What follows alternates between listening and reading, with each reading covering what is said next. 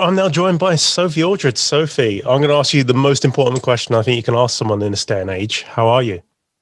Oh, I think you're absolutely right, Martyn. And luckily for me and my family, we're all fine. Thank you very much for asking. And I think it's you're quite right to ask that question because before all this happened, we used to sort of say, "How are you?" "Oh, fine," very flippantly, but actually be able to really ask somebody, "No, really, how are you?" is. And for them to feel able to say is really important. And also, I'm like with my parents, who I'm so fortunate to still have around, friends and things. So thank you for asking. It's a long-winded way of answering that question. It's the most important question I think you can ask someone. Yeah. Yes. So, well, how are you? I'm okay. I'm very well. My life hasn't really changed. If it wasn't for my fiance being furloughed, I would probably have no idea that there was a pandemic on. Yeah. So it's not changed my life at all. But you're here to talk about the paperback release of your book At Childhood End. So I am. Yes. How did this project come to be originally? What happened was that out of the blue, I got an email from an old friend, Steve Cole, who I used to do a lot of work with at BBC Books, do audio books and things. And he said, Tom Baker had this big hit with his book the previous year, I think, or 2 years ago. And Penguin were saying, "Oh, well, you're next on the list." And I was completely, could have knocked me down with a feather, And he said, "Is it okay if he and Mike Tucker, who was a visual effects, very good friend of mine, well, still is a very good friend of mine, he was visual effects on a lot of the stories I did way back when in the late 80s. Could we get together?" And Mike has since written tons of Doctor Who books and wonderful books as well. Could we get together and sort of thrash out some ideas? And because, I didn't know where to start, So we did. And we all got together in a very lovely cafe in Wendover, which is kind of in the middle of where we all live, really, this part of the world.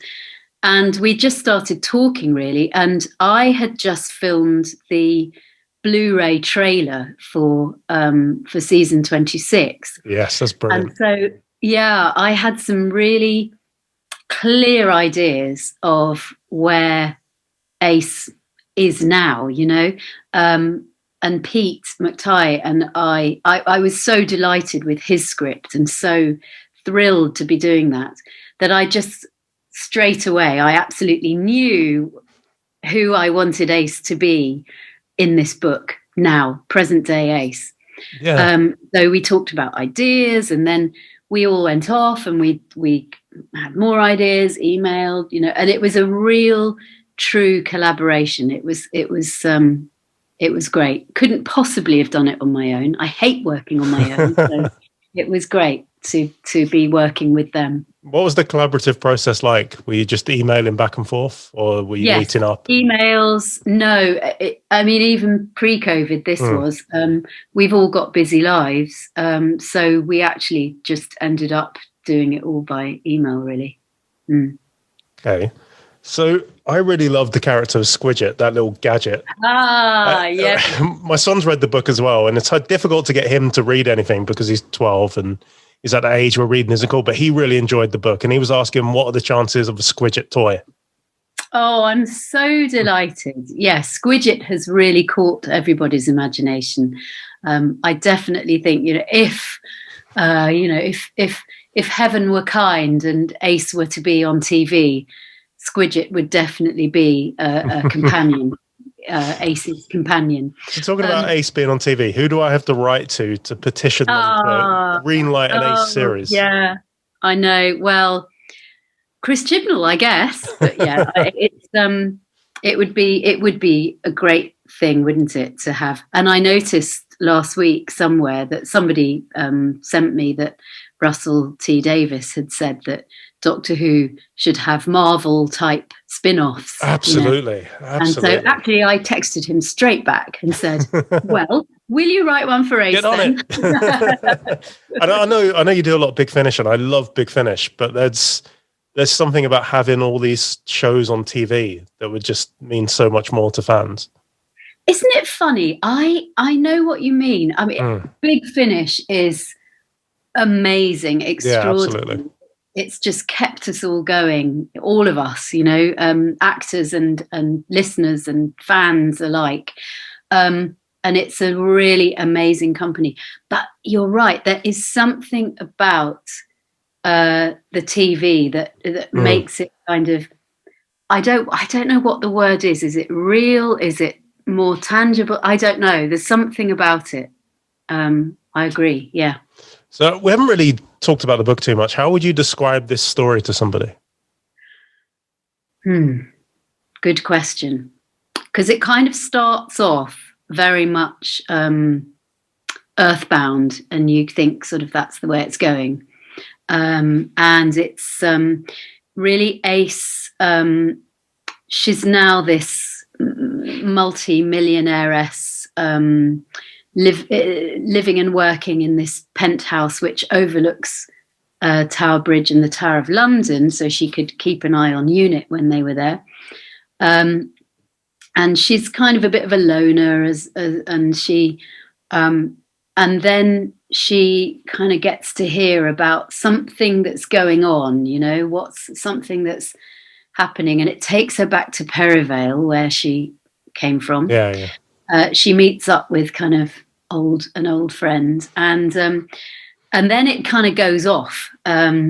Eventually, it goes off into space, and it becomes a kind. So it's sort of, in a way, a bit like a mixture. Well, I suppose you could look at Survival actually back in the day, because that starts off very much Earth-based in Perivale, and then off you go to another planet.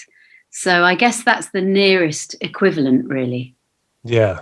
And Ace kind of broke the mold when it came to companions, and was very much the prototype when it came to the modern companions. Obviously, you would have had no idea at the time that this was going to happen. But how does it feel to be part of that changing legacy of the show? I can honestly say that it's one of the biggest privileges of my life to have thought that a character that I played all those years ago could become so popular and also influence the way companions went, when Russell T Davies, God bless his wonderful, amazing soul, brought the show back. So yeah, that's what I have to say about that. So has the writing bug bitten you now? Are you going to make some more books? Oh no, I hate it. Yeah, it's hard work. It's not like acting, especially the kind of acting that I've been doing for the last year from my airing cupboard and in various studios, where you just get sent a script or a book and there's more to it than that, but you're basically reading, to actually kind of sit there and go through like this. I see it as torment of, the ideas. Yeah, I do enjoy it, but I could never, as I said, do it on my own. It would have to be a collaboration again. What's the home recording stuff been like for you? Oh, I've actually really enjoyed it. I haven't got as posh headphones as you, and you've probably got lots of fancy equipment. But I'll tell you, these were £10 on Amazon. So well, there you go. You don't say that. They look like they could be some sort of 1980s Cyberman. That's what attracted me to them. Yeah, there you go. I knew it. You see. But so very early on in lockdown, I thought it's probably worth me buying a microphone here. Oh, I've just noticed, just to be really honest with you, I've got corn cake all over my chin. That's fine. My glasses are steaming up, actually, so I'm going to take this moment to... I've just been to the supermarket and wearing them. I can't see in the supermarket anymore. I know, you have to sort of do this, don't you? And then this. Yeah. Yes. Anyway, so home recording has been a blessing. So I bought this microphone thinking, oh, well, if I never use it, that it'll be all right because I'll have a nice microphone and my son can use it for, various things. And I set up a little recording place in our airing cupboard, which is in one of our bathrooms. It's a tiny, tiny little space. and but the sound is very good. I'd been occasionally diving in there, kneeling down on the floor and recording stuff for people. And somebody had said to me, "Oh my God, your studio, what's it called, ambience or something, is really good." And I thought, studio ambience? Well, that must be the towels then, the stacked up towels. So actually, it gets very hot in there. And then the laptop starts overheating and the fan starts whirring. So I have to put that down on the floor, blah, blah, blah, blah. But I have a complete respect that I never had before for people who deal with the technology side of it. That's right, because you're having to do everything. You're having to be the candle, the baker, and the, I don't know how that phrase goes. Yeah, the butcher, the baker, and the candlestick. That's the one. And exactly. And also the sense of responsibility. So the very first book I did was with this absolutely lovely producer, who's the husband of a friend of mine who is the studio manager at one of the studios I work at. And he was on, what was he on? Some program. So I could hear his voice, but we didn't see each other. I was recording on another program, and then I was looking at my iPad. It's all fiercely complex. Anyway, so after about an hour and a half of the reading, he said, "Okay, well, I think we'll just take a little break there. So, just save that file, and then you can send it over to me later." And I went, "Yep, sure." And I looked at my computer, and I just went, "Oh golly, who didn't hit record?" So, I'd completely forgotten. So I had this first day where he was incredibly patient with me. And then eventually I got the hang of it. And now I'm slightly proficient, I would say, in the technology. Do you get really animated when you're recording in the airing cupboard, or do you just try and contain it? I've never really got that animated when I've been doing even studio records. I remember when I was doing Tree Food Tom with David Tennant, that guy playing my sidekick. He was waving his arms around all over the place and getting all gangly on me, and I don't know, I think it all goes into my voice. Yeah, so no, I don't really move very much. And also there's the added thing of course, when you're trying to listen out for, is anyone going up the stairs, or please don't flush the toilet, or, and then move it, rustling clothes as well. So I do tend to keep quite still. Yeah, I need to ask you about Tree Food Tom, because my daughter was that show's biggest fan. And she would do the dance when the tree food go. She would do the entire dance. So, what was your experience like working on that? Oh, it was an absolute hoot. Yeah, it was. All the other actors, we all got on so well, and Dave Peacock, who's one of the unsung heroes of animation. He's just the most incredible producer, sound engineer, general brilliant guy. He kept us all going, and then Dan Bays, who was the creator of it, he came up with the idea, and he's another really, really great, brilliant creative mind. So everybody together, it was a wonderful experience to work on. Yeah, it was great. And then of course the real boy at the beginning and the end, don't know if you remember him, does that dance that you're he does this sort of thing with his hands and does that. That's my son. Oh, wow, I didn't know that. Yeah, when I first went in to the to do the first day, there were pictures on the walls of what the different characters were going to look like to give us ideas of how to do the voices. And I looked at one and I said, "Oh wow, he looks a bit like my eldest son." And the producer said, "Oh, really? Because we're looking for somebody and we haven't found somebody to do the opening credits. Would he be interested in auditioning?" And I said, "I don't know, I'll ask him." So I got home and I said to Adam, "Oh, you could audition for Tree Food Tom for playing the..." And he was not that fussed, actually. It's my younger son who would have bitten my hand off. But he was like, he was very interested in history. And I said, "Listen, the audition is at BBC TV Centre. Oh, wow. Which is a historical building where so many shows have taken place. You will want to have visited that building. And so he said, oh, yeah, okay, all right, I'll go. My husband took him along to the audition.